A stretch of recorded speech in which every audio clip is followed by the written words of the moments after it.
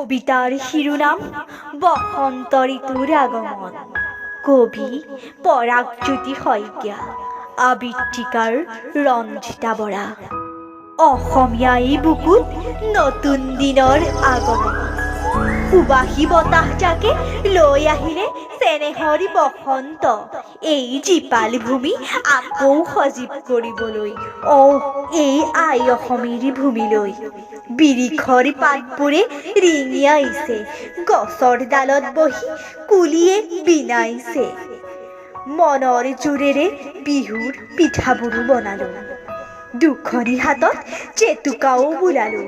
খোপাত কপৌ ফুল লগাই বিহু নাচিম বুলি আশাত আছিলোঁ, কিন্তু সমগ্ৰ বিশ্বত আজি লকডাউন। সকলো দেশেই মৃত্যুৰ বেদনাৰ বান্ধোনত, সকলো দেশেই আতংকিত।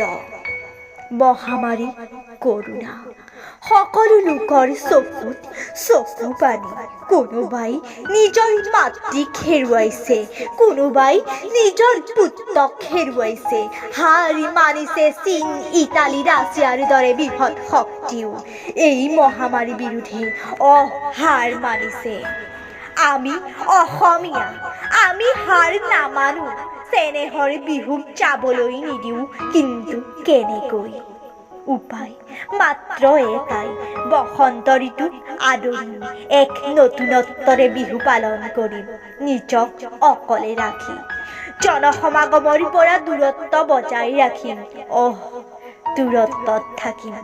শেষ হওক এই মহামাৰী, বিনাশ হৈ পৰক এই কৰোণা মহামাৰী। ধন্যবাদ।